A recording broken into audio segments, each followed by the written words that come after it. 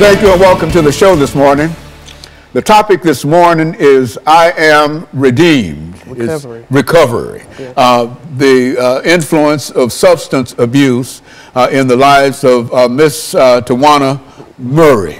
And of course we have Miss Tawana Murray to talk about I Am Recovery. And getting away from substance and drug abuse. And Miss Murray, let me tell you how delighted we are to have you here because I think that the topic that we're talking about has quite a bit to do with what is going on in society today. And what we want you to do is to give us some information about your background, your education, and some of your experiences, and then we'll get into your recovery. Let's talk about it from that perspective. Okay. My name is Tawana Murray. I'm from Shelbyville, Tennessee, and I grew up there as a child. At the age of 18, I moved out of town to go do some modeling. But during school, I did all the academics, cheerleading, homecoming, basketball, and all those things. By that time, I found out that I had done it all. So I was searching for something else. So I made a wrong turn to the other side of town where drug abuse was present. And then about a month later, I realized that that wasn't the life I wanted. But I already had addictive behavior. So I got into that struggle, and I moved to Nashville, Tennessee, to a treatment center to try and pursue a way out of it. And I would go up and back down, up and down. And finally, I realized that it was real, that it wasn't something that I could fight on myself. So I had to begin searching for a way out, and that became going to being in treatment. But I realized also that treatment it was just a holding cell for me to get instructions, and I had to find out how to live life on life's terms, and that is from the absence of drugs itself. Yes. And so in a real sense, you met drug abuse at 18 years of age? At 18 years of age, I tried it. And yes, sir. And I left there, and then it became a recreational thing. You just did it on recreations. Then it became using when you were happy, when you were sad, when you were mad, when you were glad. So I stopped, and then at the age of 26, it became just a little bit more familiar. And I battled it for 26, and then I moved here I moved to a treatment center here in Nashville, and I got some education information on it, but I didn't follow through with it. That was just it. I didn't do everything that I needed to do. Well, you know, when you talk about your introduction to drugs and substance abuse, did you meet drugs and substance abuse the same way that most people generally? Why don't you give us some ideas in terms of how young people generally become involved in dealing with drugs and some of the reasons for their involvement? As I say, it was me and some of my friends. How it began with us is it was just recreational. We were just out, and we decided we went out of town somewhere, and it was present. So we all tried it, and we managed to maintain that day. But at the same time, everybody's behavior is not the same. So I had addictive behavior in that situation. So I mean, I fought to get out of it. And I could say I would use, and I would, and I would, and I would, and I would, and I would. And I knew then that it was a force that was beyond something that I could control. And then after the first time that I went to treatment, when I came back out and I fell again, my thought was, this is the way my life is going to be, because I wasn't educated on it until I went and found what the circumstances are, how your brain level works, and all the things that go into it. But it's easy to fall into because it was like doing what my peers done, and that's how a lot of people fall into substance abuse, is by your peers. Family members sometimes will just say, here you go.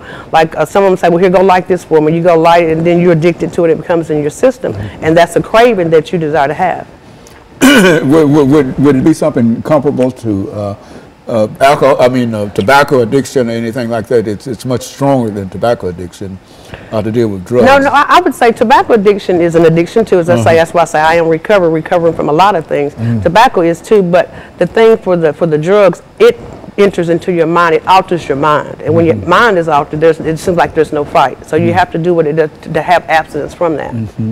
And so from what I understand, you've got a program. You've been working for the longest in terms of creating a program of study in a real sense to deal with individuals who happen to have had the same situation that you're now faced with. And so what we're going to do, we're going to take our first commercial break.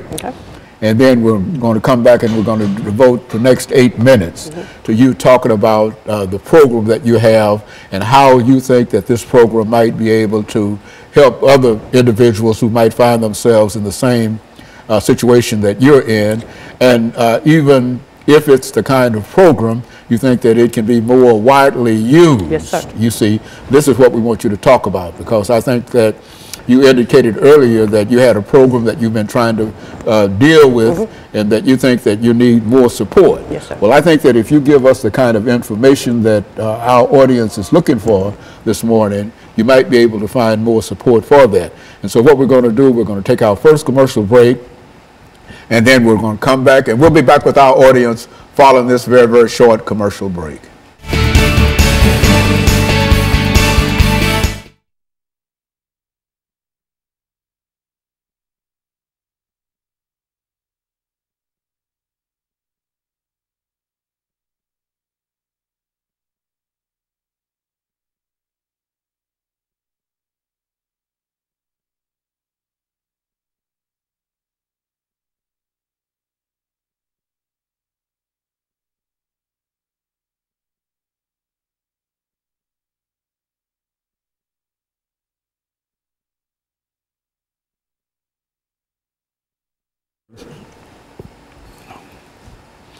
But that's essentially, so we're going to give you an opportunity to talk about your program. And whatever you think that you've been trying to push it with other folks, push it with me today. You see, and then after that, we'll have 10 minutes, and then we'll determine what else we want to talk about in relation to what we've already said. But I think the information that you gave me, I appreciate that. No problem, sir.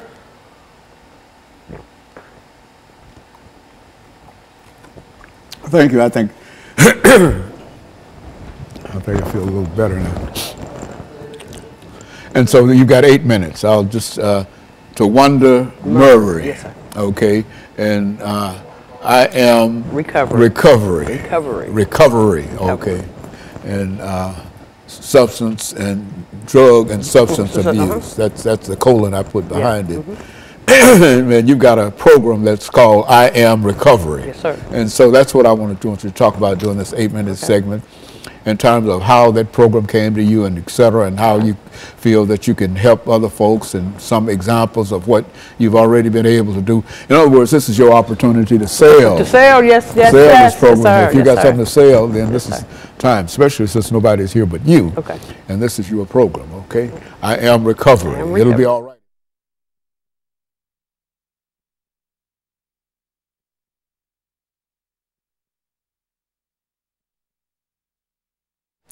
Thank you, and welcome back to the second segment of the show for today. We're talking to Ms. Tawana Murray, and she's the author of a program called I Am Recovery, Drug and Substance Abuse, and she's got a lot of information in reference to the challenges that young people and most people have in terms of dealing with drug and substance abuse. And Ms. Murray, let's give you an opportunity to talk about the program that you have, I Am Recovery, and to give us some idea as to how it's structured and how folks might be able to buy into the kind of program that you have. The I Am Recovery program come about because through my life I had some struggles. I placed my kids with my mom. I gave up on everything that I had. I would work sometimes, try to go to college, up and down battles. And within that, I was hiding within myself. And I knew that there had to be a way to find somewhere to find a way out. Most people look down on people in recovery, but you know, if you don't know what it is, then you won't know how to structure the thing itself. So I would take information. I went to several treatment centers, and as I say, I had to realize it was a safety net for me, because I didn't feel confident enough in myself. So I went inside to grab a hold to what I needed to do. I ended up going. I've been to jail. You know, I went in there and I'm like, God, you got to show me what to do. How can I do this? So I began studying and reading and studying. But also when I came out, I realized that I had to go to one place for one thing, one place to another thing. I wasn't dealing with my inner self. I wasn't, you know, they had put me on medication. All those things, you go from one spot to the other, and it was just like it was caving me in. I was wanting to throw the towel in. So I began to put different things together as I went to different places, got different information. I networked the information together. So in last November, I got down with myself, and I wrote the program I Am Recovery. I Am Recovery entails different aspects of how to recover: self-worth, self-esteem, your boundaries, journaling, codependency, let's see, just different aspects of how to get back to within yourself. Also, you have to have somebody to be accountable to, someone that you can call. Like say in recovery, they say have a sponsor. If it's not a sponsor, let it be a friend. Let someone know when you're feeling bad. You know, hungry, angry, lonely, or tired. Those things cause you to downfall. But I have to check myself daily, even today, to know that recovery is real. It's real, but it's also doable. It's doable. It's a way out of it. So the curriculum, it's a curriculum, and it has, like I said, we do the step studies. We do spirituality. It entails inventorying yourself, self-worth, like I say, self-esteem, how to learn to love yourself. That's the main thing. Your family, because like I said, my family was, well, I didn't think, I thought if I was out of their lives that it would be fixed. No, I destroyed them because I wasn't in their lives. So with my absence, that left my responsibilities on my mother.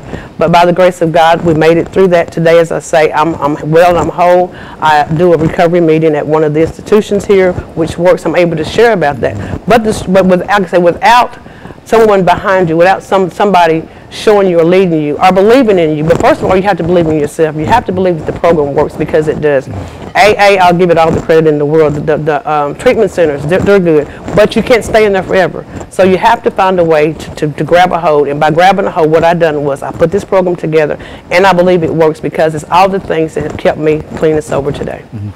And so in a real sense, you're using your life as an example of an individual who has had some real substance abuse problems. But I would imagine that one of the most important considerations is to admit that you've had the problem, or that you have the problem. How does that come about in terms of an individual? Really, they say you have to hit rock bottom before you know that it's real. 70% of the people have to go that way. Some people make it out, but at the same time, you have to admit that there's something wrong. You can't fix it. You know, if something's not broken, you won't fix it. When I realized, like, I'd go to college, I'd drop out, I'd work, I'd stop. You know, just all the things that were up and down battles, let me know that that's not how stable people live. You know, you can look around within yourself and within your family and see destruction. And like I say, destruction comes when you're not whole within yourself. But the main thing is asking for help. And when you ask for help, there are all kind of, that's why I moved to Nashville. Nashville has plenty of opportunities. There are so many people, so many entities that are willing to bring people up. Even from, homelessness, you know, all of those things fall into that. Most of the things that happen with drug addiction usually comes from another situation happening, and then it all falls into place. You're homeless, so you give up. You don't have a job, so you give up. You need medication, you can't afford it, so you give up. All of these things.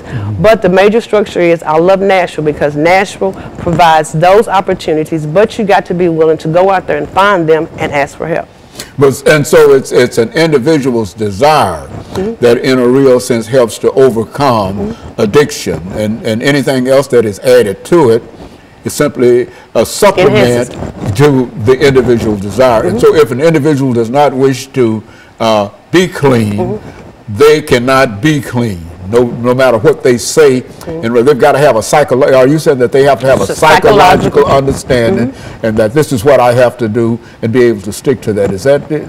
That's exactly it. You have to have a psychological change. And I used to say, "Oh Lord, I want to change. I want to change. Help me change. Help me change." The change was there, but I had to follow through with it. Every time that I went back into substance abuse, it wasn't because the change wasn't there. It was because I was changing what I was doing. As long as I followed through on the path of what I needed to do, then it works. That's why they say it works if you work it, and that's the honest truth. But you can't work it unless you fix the problem, and that is within yourself. I tried it for my kids, for my parents, for my friends.